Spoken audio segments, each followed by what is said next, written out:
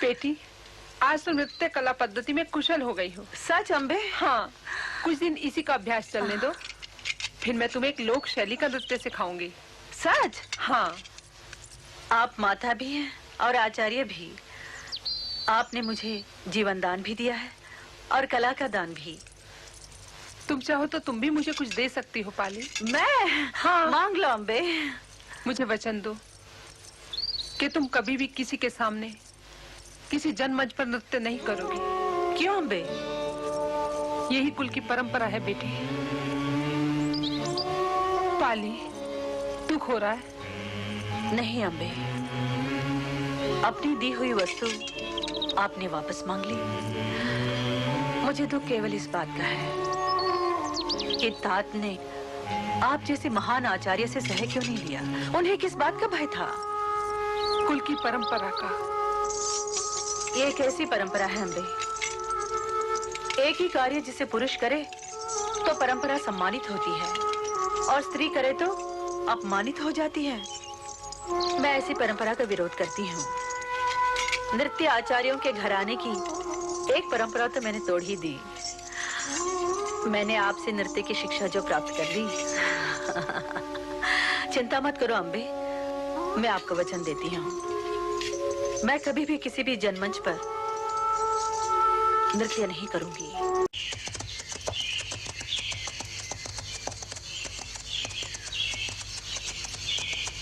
कुमार, अपने मगध के विशाल होने का पता मुझे आज ही चला। अच्छा? हम यात्रा पे निकले हुए पूरे 7 दिन हुए और आज तक मगध की सीमा में है। मोदक जी, अश्विनी ने आपको साथ भेजते हुए ये कहा था कि आप एक वीर हैं, किंतु आप तो ज्ञानी भी निकले। जी हाँ, अभी ज्ञानियों के सर पर सिंह तो होती नहीं जिन्हें आसानी से पहचान लिया जा सके। क्यों ना यहाँ जलपान हेतु विश्राम कर लिया जाए? नहीं मोदक जी, हम इस प्रकार का विश्राम पहले भी 3 बार कर चुके हैं। हम वैशाली के लिए यात्रा पर निकले हैं, किसी आखेट पर नहीं। आखेट? कुमार, आप हमारी यहीं प्रतीक्षा कीजिए, हम अभी आए। कुमार, कुमार।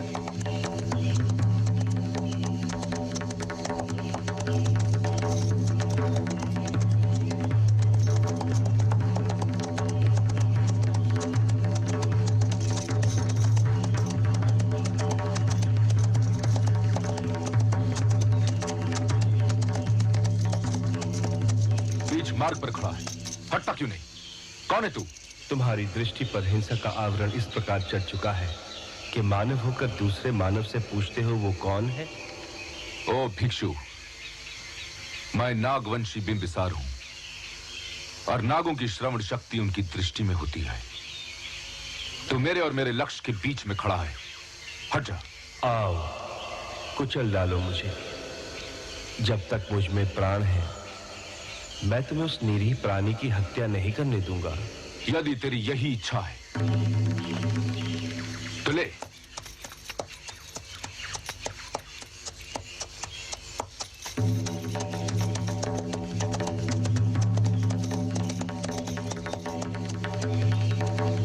अपने प्राणों की रक्षा करने के लिए दूसरे की हत्या करने वाले तो देखे, किंतु एक साधारण पशु की रक्षा में अपने प्राण देने वाला आज ही देखा।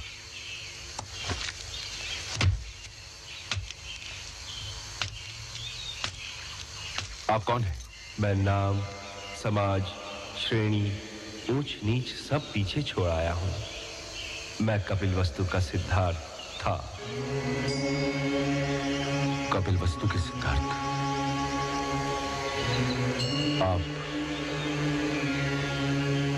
आप महात्मा गौतम बुद्ध हैं?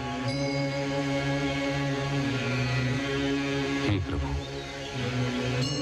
आपके विचारों का ज्ञान तो हमेशा प्राप्त होता रहता था, किंतु आज आपके दर्शन करके धन्य हो गया हूं मैं। तथागत, मैं ये सोचकर कांप उठा हूं कि मैंने आपका कितना अपमान किया है। मैंने आप पर वाण चलाना चाहा, क्रोध में आपको कुचलने चला था मैं। यदि मैंने उस घोड़े को न रोका होता तो।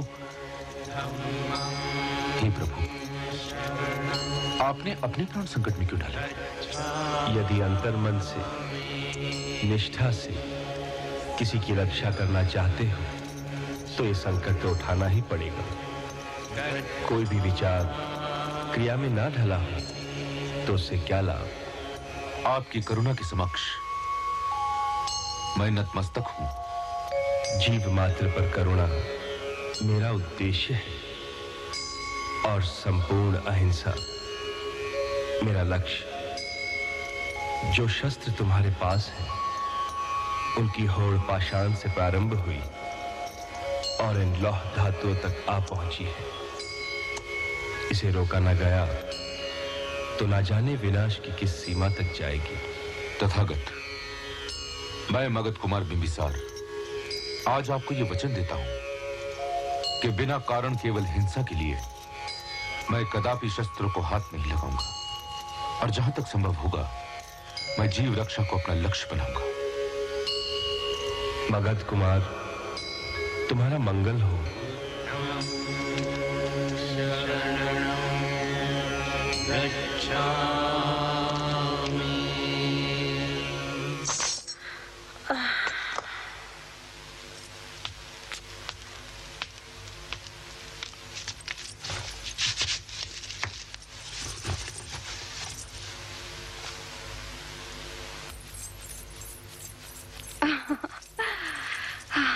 क्या बात है, आज तो बड़ी प्रसन्न है। पाली मत पूछ मैं कितनी प्रसन्न हूँ। संतागार में आचार्य श्री का सम्मान होने वाला है। मैं जानती हूँ। और इस सम्मान समारोह में मेरा नृत्य होगा। हाय कितना आनंद आएगा। किस बात का आनंद? तू नहीं जानती, ये श्रीमंत लोग बड़े कला प्रेमी हैं। अगर प्रसन्न हो गए तो स्वर्ण मुद्राओं की वर्षा कर देते हैं। ये वर्षा तात पर तो नहीं होती। पाली, आचार्य श्री आचार्य हैं। वो केवल सम्मान चाहते हैं और वही उन्हें मिलता है। और तू सम्मान नहीं चाहती? चाहती हूँ, लेकिन केवल सम्मान से जीवन नहीं चलता। मैं तो चाहती हूँ ऐश्वर्य।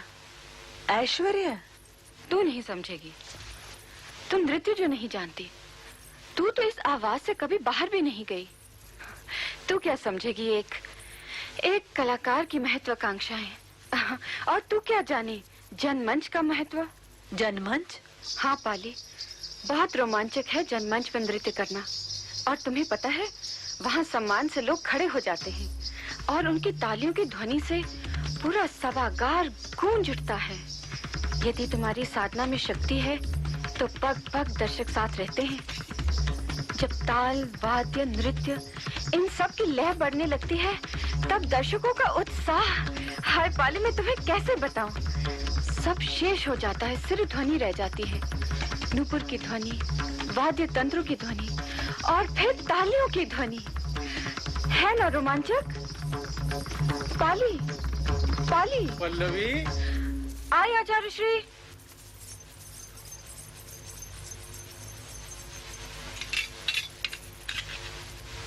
तात, मुझे भी साथ ले चलिए ना। कहाँ? जहाँ आपका राजकीय सम्मान होने वाला है। पुत्री, तू वहां नहीं जा सकती। क्यों? बेटी, मैंने तुझे अपने माथे की पगड़ी कहा है।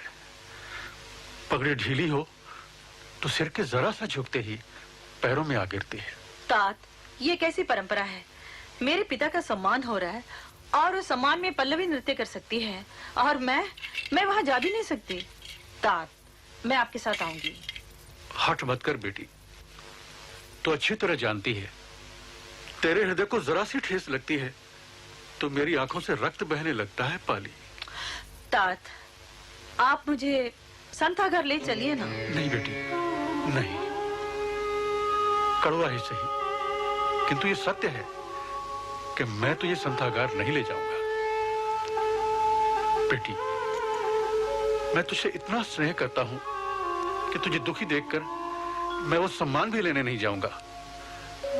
मैं अभी उन्हें सूचित करवा देता हूं। नहीं तात, आप मेरे लिए इतना बड़ा सम्मान ठुकरा देंगे और मैं इसके लिए मान जाऊंगी? तात, आप मुझसे इतना अधिक स्नेह करते हैं? बहुत अधिक पाली। कदाचित संसार का कोई भी पिता अपनी पुत्री से इतना स्नेह नहीं करता होगा। तात, आप जाइए, मैं यहीं से आपके लिए शुभकामनाएं करूंगी।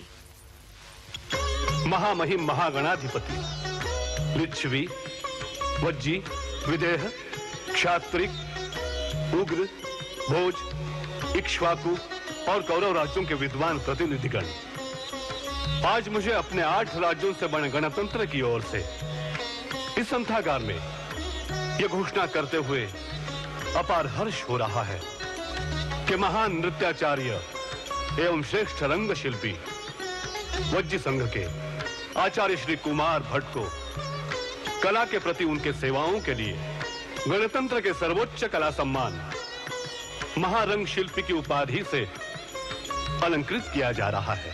अब मैं महागणाधिपति से निवेदन करता हूं कि वो आचार्य श्री कुमार भट्ट को पाग, उत्तरीय एवं श्रीफल देकर उन्हें सम्मानित करें।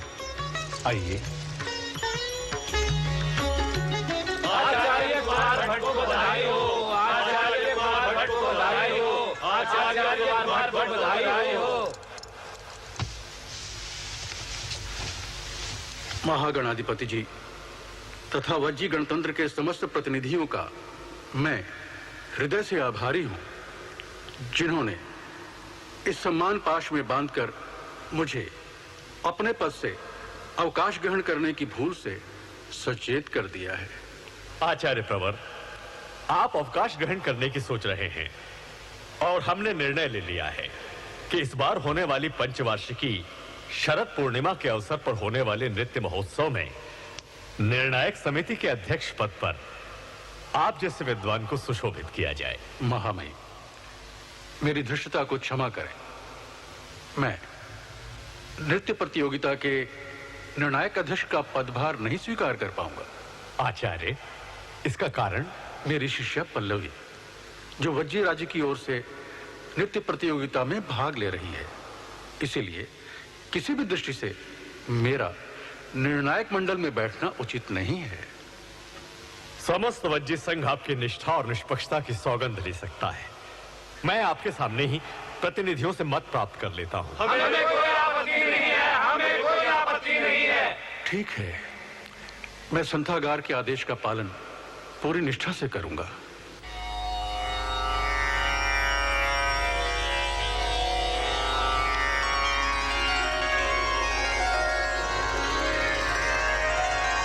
सद्धई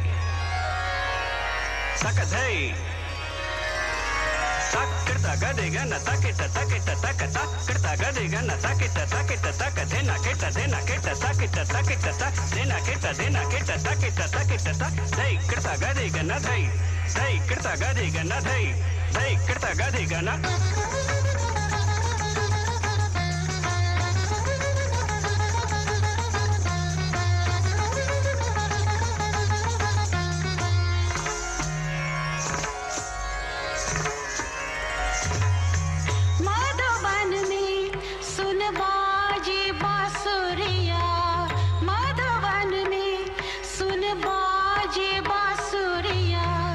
सुन के राधा भई बावे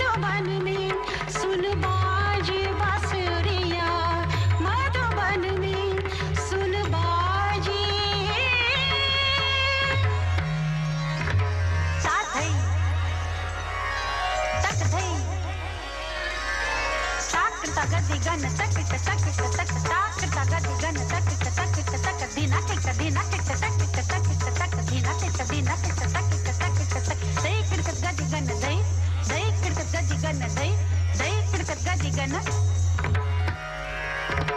गामा गा पमा दा पमा गामा गा गामा पानी ने दा पमा दा पमा गामा गा गामा गामा मा पा पानी ने पापा आसानी दा पानी दा पा gamma gamma gamma gamma gamma gamma पानी सा गामा पानी सा गामा पानी सा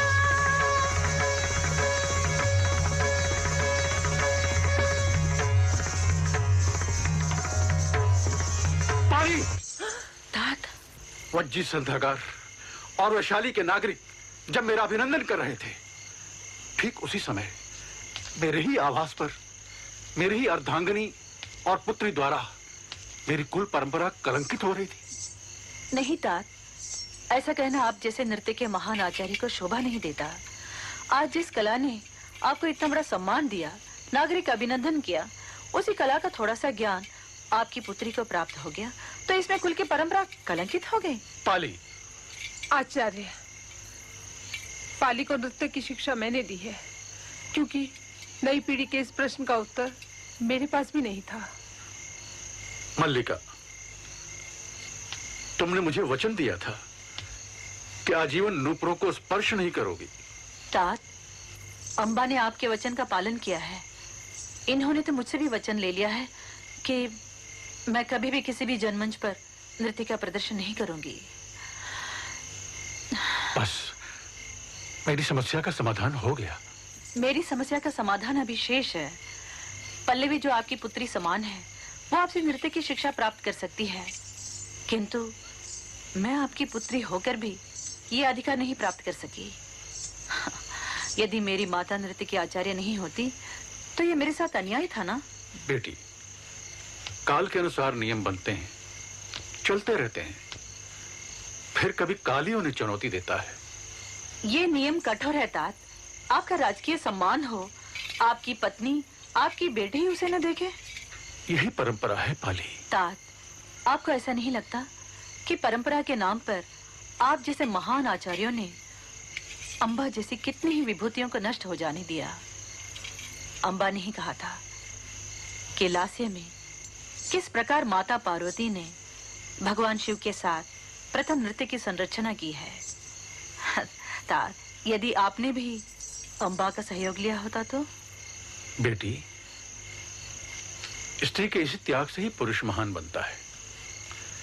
पत्नी और माता के रूप में भी स्त्री का महत्व कम नहीं होता। फिर परंपराएं बनती हैं तो टूटती भी हैं। उन्हें तुम जैसी कन्याएं तोड़ती हैं। मल्लिका, तुम्हारी शिष्या बहुत सुंदर नृत्य करती है। पाली, आज तेरी आचार्य का सम्मान मैं करूंगा। क्या?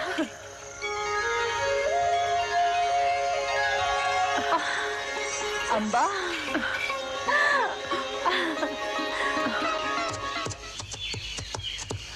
बस कुमार, बस। मैं अब बुरी तरह थक चुका हूँ। मुझसे अब और अधिक यात्रा नहीं हो सकती। मोदक, सैनिक को इतना कोमल नहीं होना चाहिए। किंतु हर सैनिक आप जैसा लौह धातु का तो बना हुआ नहीं हो सकता ना। देखो मोदक, हम वैशाली की सीमा में पहुंच चुके हैं। रात्रि होने से पहले हमें किसी सुरक्षित स्थान पर पहुंच जाना चाहिए। मोदक, लगता है कोई व्यक्ति सहायता के लिए पुकार रहा है। किंतु श्रीमान, ये शत्रु सीमा है। मोदक, सीमा अपनी हो या शत्रु की, संकट में आए हुए व्यक्ति की सहायता करना हर सैनिक का धर्म है। चलो। जी श्रीमान।